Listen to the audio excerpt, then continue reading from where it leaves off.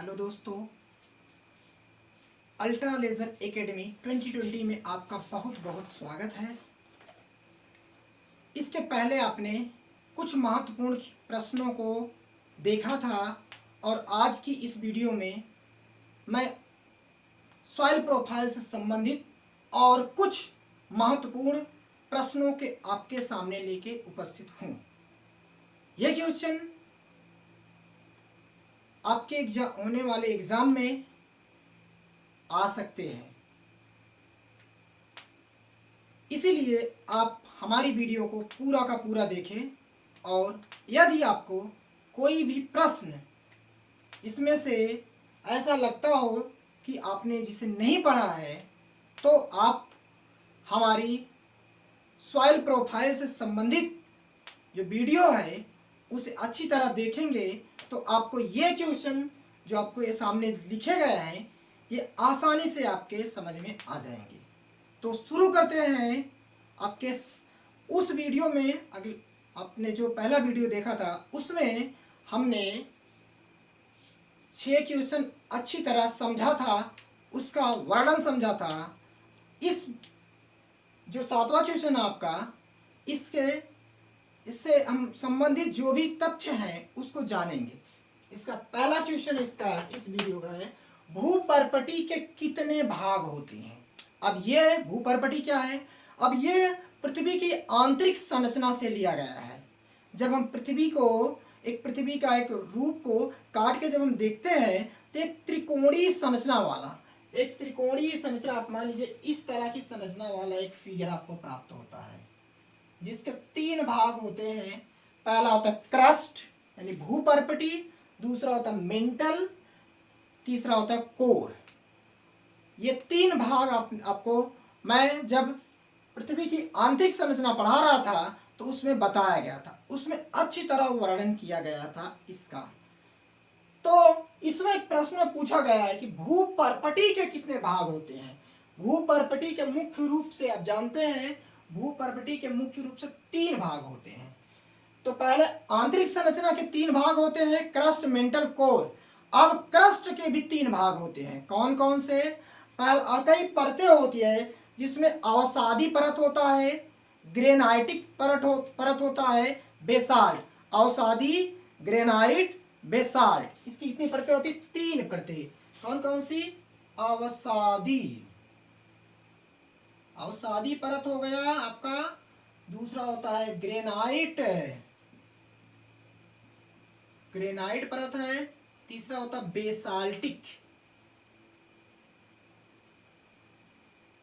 Basaltic. तो ये मुख्य रूप से भूपर्पटी की 3 परतें होती है। अगला क्वेश्चन है आपका, फल के अवशेष, पत्तियों, टहनियों आदि का अपघटन किस संस्तर में होता है?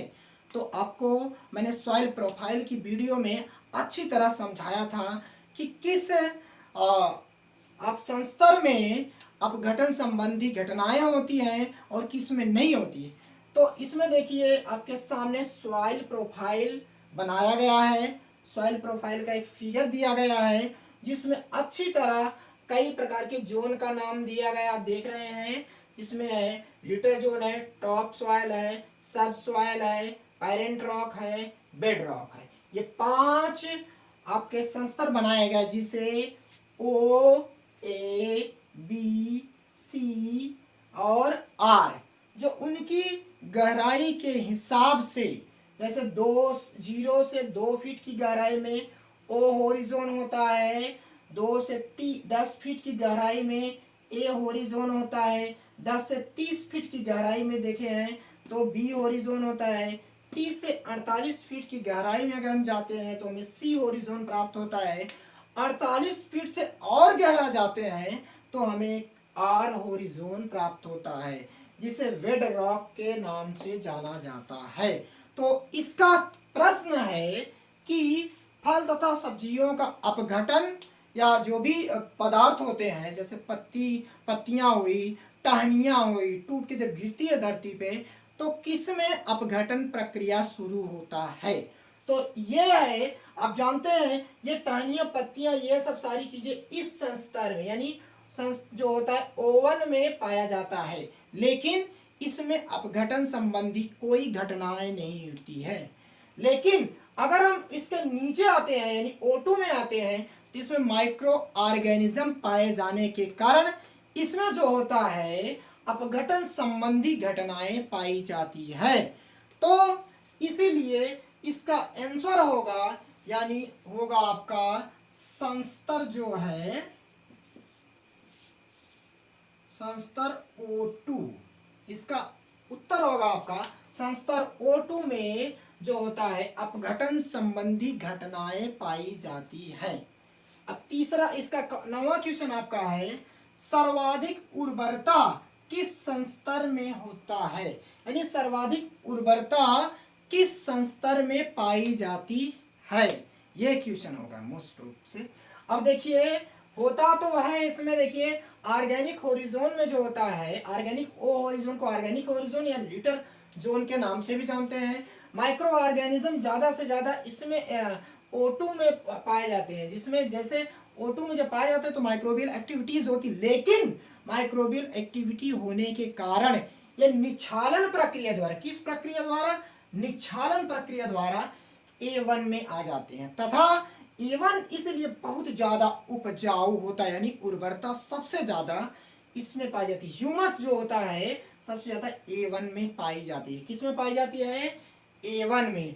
तो यहाँ पे कहा गया है सर्वाधिक उर्वरता किस संस्तर में पाया जाता है, तो इसका उत्तर होगा आपका सर्वाधिक उर्वरता संस्तर A1 में पाई जाती है, किसमें, A1 में। A1 जो होता है जो आपका है A1 संस्तर है वो पौधों की वृद्धि और विकास के लिए बहुत ही लाभकारी होता है, क्योंकि वह उनके ग्रोथ यानी वृद्धि और डेवलपमेंट यानी विकास में बहुत महत्वपूर्ण भूमिका अदा करता है। अगला क्वेश्चन है किस प्रक्रिया द्वारा खनिज पदार्थ एक संस्तर से दूसरे संस्तर में प्रवेश करते हैं। अभी अभी हमने बताया कि ऑर्गेनिक मटेरियल्स जो होते हैं धीरे धीरे निचले सतह में निचले संस्तर में प्रवेश करते हैं।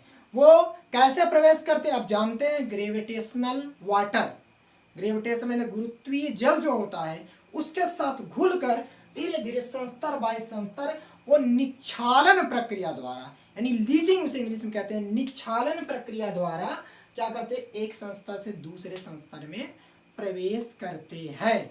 वो इसका उत्तर होगा आपका निच्छालन प्रक्रिया,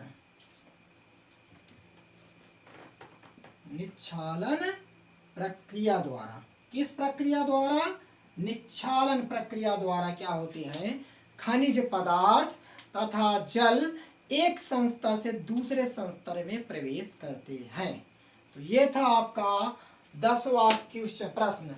11वें प्रश्न पर आते हैं, मृदा की गहराई मुख्य रूप से कितनी मानी गई है। यानी आप देख रहे हैं आपके सामने एक फिगर दिया गया है, बनाया गया है ना।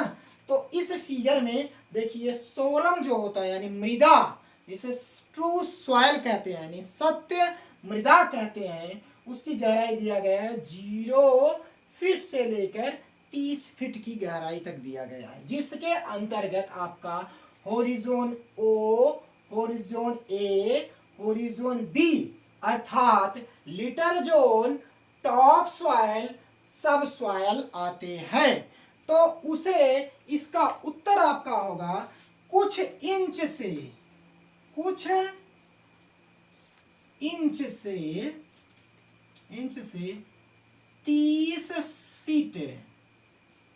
फीट की गहराई पे, 30 फीट की गहराई में आपका मृदा सत्य मृदा मानी जाती है। यानी कि 30 फीट की गहराई में यह माना जाता है कि सत्य मृदा पाई जाती है।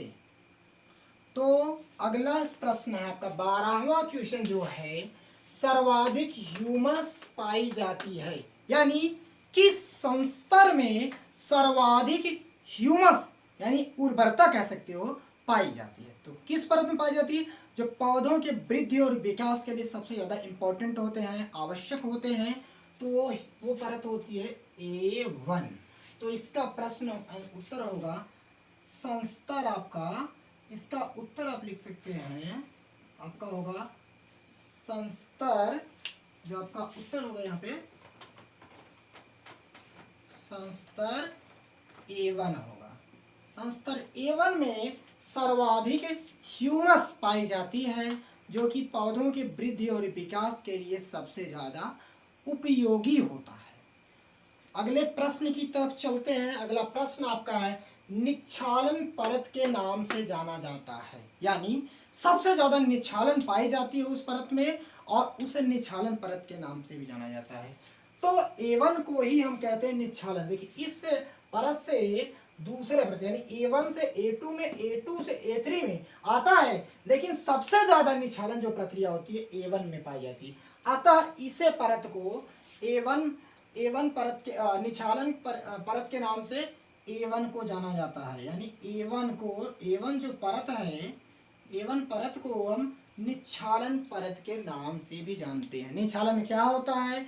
निक्षालन एक ऐसी प्रक्रिया होती है जिसमें गुरुत्वाकर्षण द्वारा गुरुत्वाकर्षण प्रक्रिया से जल तथा खनिज पोषक पदार्थ जो मृदा में पाए जाते हैं वो एक संस्तर से दूसरे संस्तर यानी एक परत से दूसरे परत में प्रवेश करते हैं। तो इस प्रक्रिया को निक्षालन कहते हैं। तो ये इसका आंसर है A1। तो अगला क्वेश्चन आपका, पैरेंट रॉक की गहराई कितनी होती है? पैरेंट रॉक यानी होरिजोन सी की गहराई आप देख रहे हैं, आपके सामने दिया गया है। 30 फीट से 48 फीट की गहराई पर यदि हम जाते हैं तो हमें मिलता है क्या? Parent rock. और आप उसके ऊपर देखते हैं, ओ होरिजोन जो होता है आपका 0 से 2 फीट की गहराई में होता है। 2 से 10 फीट की गहराई में देखते हैं तो ए होरिजोन पाया जाता है, और 10 से 30 फीट की गहराई में आते हैं तो हमें बी होरिजोन प्राप्त होता है। लेकिन अगर 30 से 48 फीट की गहराई पे आते हैं तो हमें मिलता है होरिजोन सी यानी पैरेंट रॉक, जो हमारे प्रश्न में पूछा गया है। यानी पैरेंट रॉक की गहराई कितना होगा? यानी 30 फीट से 48 फीट की गहराई में कौन सा रॉक मिलता है? हमें पैरेंट रॉक मिलता है। तो अगला क्वेश्चन जो इसका है कि जो आपका पीडोजेनेसिस किसे कहते हैं? पीडोजेनेसिस आपको पहले ही पढ़ा दिया गया है। पीडोजेनेसिस होता क्या है? पीडोजेनेसिस एक ऐसी प्रक्रिया है, यानी आप कह सकते हो, अगर इंग्लिश में इसकी परिभाषा बताई जाए, सॉइल का फॉर्मेशन होता है, यानी मृदा का निर्माण होता है। आपने मृदा के निर्माण में 3 प्रक्रियाएं पढ़ी थी, यानी अपक्षय की प्रक्रिया होती है जो 3 प्रकार की होती है, भौतिक अपक्षय, रासायनिक अपक्षय और जैविक अपक्षय। तो इसका आंसर है पीडोजेनेसिस किसे कहते हैं? Formation of soil. इसका उत्तर होगा आपका फॉर्मेशन ऑफ सॉइल, यानी मृदा का निर्माण। आप मृदा के निर्माण को सॉइल फॉर्मेशन के नाम से जानते हैं। तो अगला क्वेश्चन है pedology. Same to the pedology यही है सॉइल जो होता है, सॉइल की स्टडी करना, सॉइल के भौतिक, रासायनिक, फिजिकल, केमिकल प्रॉपर्टीज की स्टडी करना कहलाता है आपका पीडोलॉजी, यानी स्टडी ऑफ सॉइल। आप कह सकते हो स्टडी ऑफ सॉइल, यानी मृदा का अध्ययन।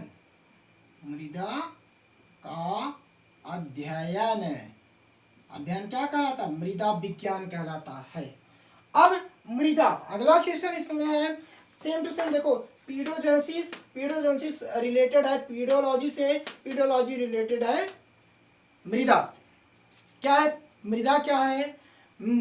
अगर सॉइल की बात करें, soil is the top most layer of the earth, top most layer of the earth surface that provide the support for the growth and development of the plant. यानी भूमि की सबसे ऊपरी परत जो पौधों के वृद्धि और विकास के लिए आवश्यक होता है, उसे हम कहते हैं मृदा। तो क्या कहलाता है मृदा? Top most layer of the earth that provide the support of the plant. यानी भूमि की सबसे ऊपरी परत, भूमि की सबसे ऊपरी परत जो पौधों के वृद्धि और विकास